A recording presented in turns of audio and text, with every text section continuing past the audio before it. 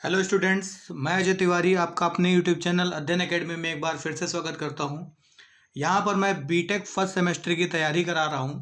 जैसा कि आपको पता है कि एग्ज़ाम स्टार्ट होने वाले हैं, तो कम समय में ज़्यादा से ज़्यादा नंबर पाने के लिए हमारे चैनल को सब्सक्राइब करें और हमारे साथ जुड़ें, क्योंकि मैं यहाँ तब तक आपका साथ नहीं छोड़ूंगा जब तक आपको सेमेस्टर पास नहीं करा दूंगा।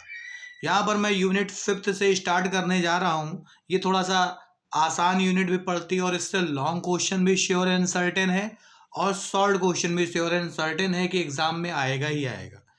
वेक्टर कैलकुलस यूनिट में स्टार्ट कर रहा हूँ, 5th यूनिट है। देखिएगा, आसान है, नाम है वेक्टर कैलकुलस, मतलब वेक्टर को हम कैलकुलस की हेल्प से यहाँ पर पढ़ेंगे। तो जरा देखिए, इसके दो पार्ट यहाँ पर पढ़ाए जाएंगे। पहला पार्ट यहाँ पर होगा वेक्टर डिफरेंशिएशन और दूसरा पार्ट होगा वेक्टर इंटीग्रेशन। वेक्टर डिफरेंशिएशन के अंतर्गत आप डेल ऑपरेटर पढ़ेंगे, ग्रेड ऑपरेटर पढ़ेंगे, डाइवर्जेंट और कर्ल ऑपरेटर पढ़ेंगे। वहीं अगर वेक्टर इंटीग्रेशन की बात करें तो गॉस डाइवर्जेंस थ्योरम यहाँ पर आप पढ़ेंगे, ग्रीन्स थ्योरम पढ़ेंगे और स्टोक्स थ्योरम पढ़ेंगे। इन तीनों थ्योरम की मैं शॉर्टकट में आपको प्रूविंग सिखाऊंगा, जो एग्जाम ओरिएंटेड है, आती ही आती है हर हाल में। ठीक है ना? तो वीडियो के साथ बने रहें। अपने ही तरीके और स्टूडेंट्स की हेल्प करने के लिए इसको शेयर करें और मुझको मोटिवेट करने के लिए, ताकि मेरा हौसला डाउन ना हो जाए, इसको लाइक करना ना भूलें। ज़्यादा से ज़्यादा लाइक आपकी गुरुदक्षिणा के तौर पर होगी, तो इस वीडियो को वायरल करने का प्रयास करें, ज़्यादा से ज़्यादा आप इसको शेयर करें। ठीक है ना? चलिए स्टार्ट करते हैं। थोड़ा बेसिक कॉन्सेप्ट पढ़ेंगे। जो वेक्टर का बेसिक कॉन्सेप्ट है पोजीशन वेक्टर। तो पोजीशन वेक्टर कैसे निकाला जाता है? आपको पता है कि हम यहाँ पर एक 3D प्लेन लेंगे, एक्स वाई और जेड प्लेन यहाँ पर कंसिडर करेंगे। एक्स के डायरेक्शन में जो वेक्टर होता है उसको आई कैप से रिप्रेजेंट करते हैं सर।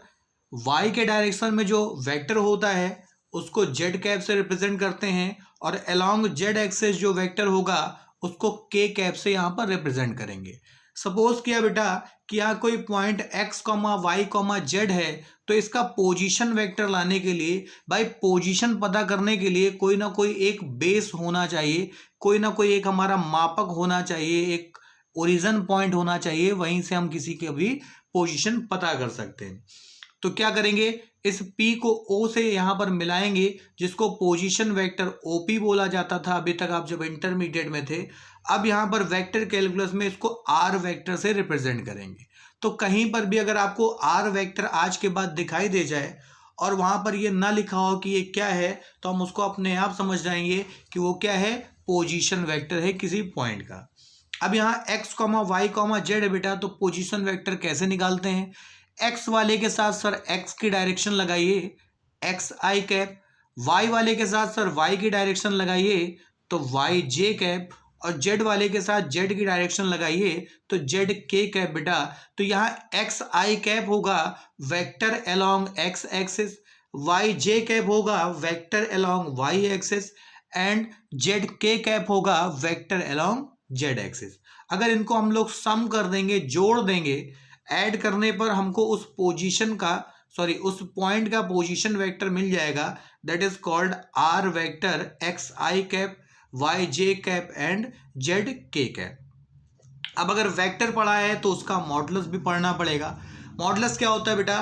किसी भी वेक्टर का मैग्नीट्यूड। क्योंकि वेक्टर क्वांटिटी क्या होती है?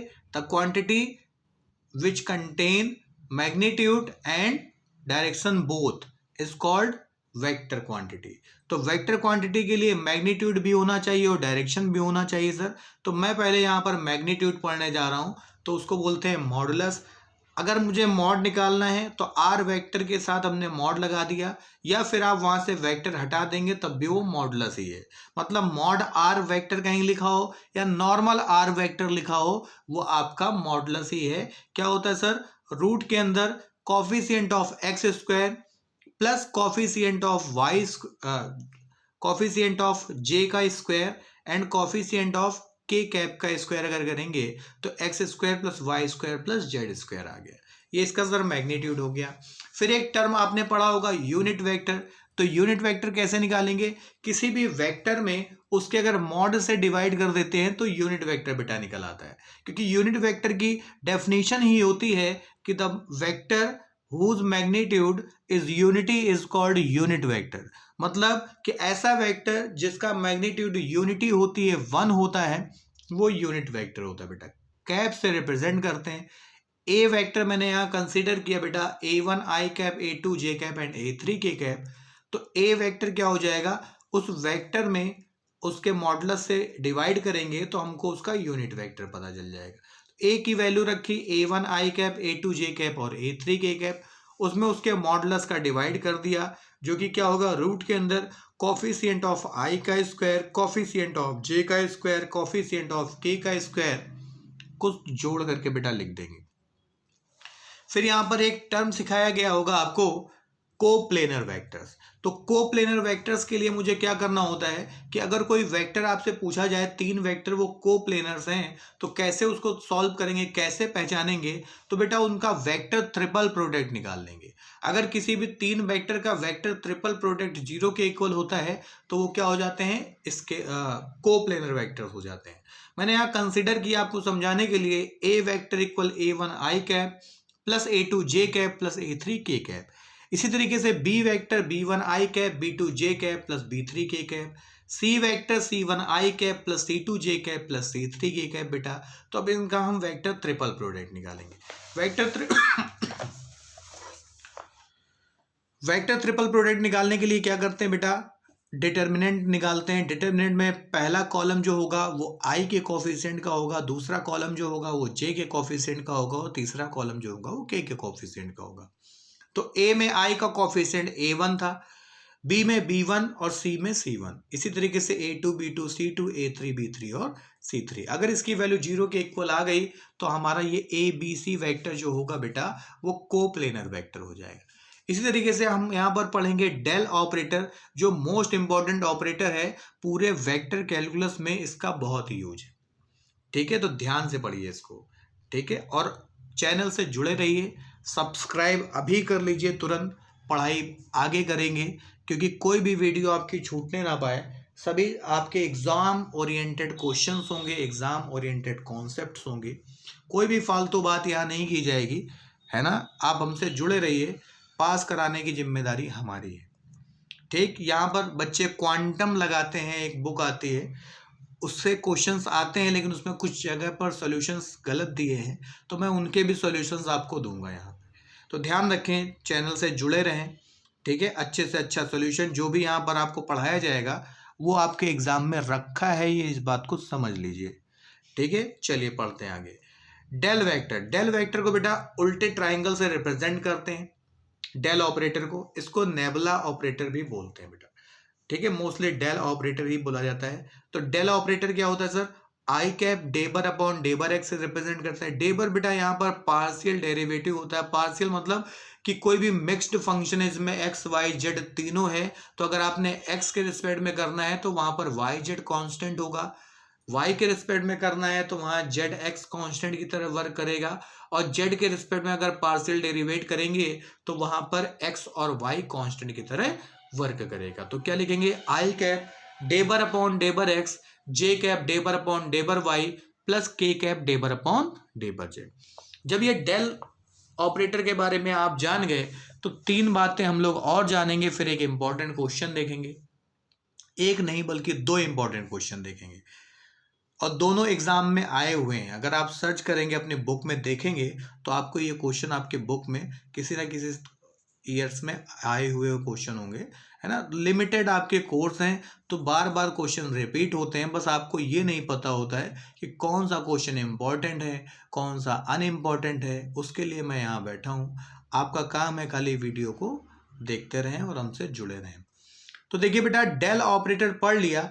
जब ये डेल ऑपरेटर किसी स्केलर फंक्शन के साथ लगता है तो उसको बेटा ग्रेड फंक्शन बोल देते हैं या ग्रेडियंट बोल देते हैं। जब यही डेल ऑपरेटर किसी वेक्टर फंक्शन के साथ डॉट प्रोडक्ट करेगा बेटा तो उसको हम लोग डाइवर्जेंस बोल देंगे। जब यही डेल ऑपरेटर किसी वेक्टर फंक्शन के साथ क्रॉस प्रोडक्ट करेगा, वेक्टर प्रोडक्ट करेगा, तो उसी को बेटा हम लोग कर्ल बोल देंगे। देखिए कितने आसान शब्दों में आपको ये तीनों बातें बता दी मैंने। आइए एक क्वेश्चन देखते हैं। यहां पर दे रखा है बेटा q equal 5 3x² y minus y cube z square, find grad f at point 1 -2 और -1। तो गौर से देखिए, जब यहां ग्रेड फंक्शन आपको बोला गया कि ग्रेड फाई लेकर के आइए, तो फंक्शन पे नजर डालिएगा। फंक्शन आपको बेटा स्केलर दिया हुआ है। स्केलर मतलब ना यहां पर आई कैप दिखेगा, ना जे कैप दिखेगा और ना के कैप दिखेगा। जिनको फंक्शंस में आई कैप, जे कैप, के कैप नहीं होते, वो सारे फंक्शन हमारे क्या होते हैं? स्केलर फंक्शन होते हैं। तो आइए इसको सॉल्व करते हैं। हमने क्या लिया? ग्रेड फाई मैंने ऊपर बताया है कि किसी स्केलर फंक्शन के साथ जब डेल लग जाएगा तो वो ग्रेड फाई हो जाएगा या ग्रेड ऑपरेटर हो जाएगा। तो यहाँ फाई ऑपरेटर दे रखा है, फंक्शन दे रखा है, तो मैंने इसके साथ डेल फाई लिख दिया। अब डेल ऑपरेटर बेटा है क्या? आई डेबर अपॉन डेबर एक्स, जे cap डेबर upon del Y plus K cap डेबर upon del Z और फाई के इक्वल हो गया। ग्रेड फाई इक्वल क्या होगा बेटा? आई डेबर अपॉन बाई फाई का अंदर मल्टीप्लाई कर दीजिए, तो डेबर phi upon del X plus जे डेबर phi upon del Y plus के डेबर फाई अपॉन डेबर जेड। अब बेटा यहाँ वैल्यू रख दें। आई कैप, देखिए फाई क्या दे रखा है आपको? 3x² y minus y cube upon z square. तो बेटा x के साथ भी मैंने इसको वही रख दिया, वही मैंने डेबर अपॉन डेबर वाई में भी रख दिया और वही मैंने डेबर अपॉन डेबर जेड में भी रख दिया। अब बेटा गौर से देखो, जब मैं इसको x के रिस्पेक्ट में कर रहा हूं तो यहाँ पर जैसे लग रहा है कि यहाँ y क्यूब है। सर ये y क्यूब नहीं है, ये दे रखा है 3y बेटा, मैंने बाहर निकाल लिया। यहाँ से 3y बेटा ये बाहर निकल गया तो x² बच गया। इस x² का डिफरेंशिएशन बच्चा क्या हो जाएगा? 2x। इसी तरीके से यहाँ पर x तो है ही नहीं, तो इसका डिफरेंशिएशन बेटा 0 हो जाएगा। इसी तरीके से जब यहाँ पर आएंगे बेटा तो ये 3x² जो यहाँ पर देख रहे हैं, ये y के रिस्पेक्ट में कांस्टेंट की तरह वर्क करेगा।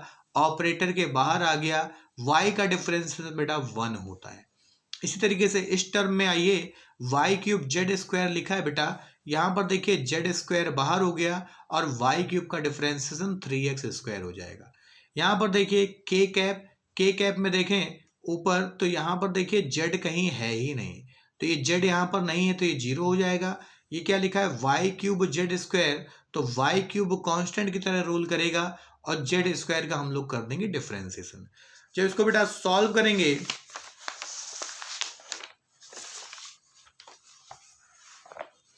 तो सॉल्व करने के बाद ग्रेड फाई आपका आ जाएगा 6xy I cap plus J 3x² minus 3y² Z square plus K cap minus 2y cube Z बेटा।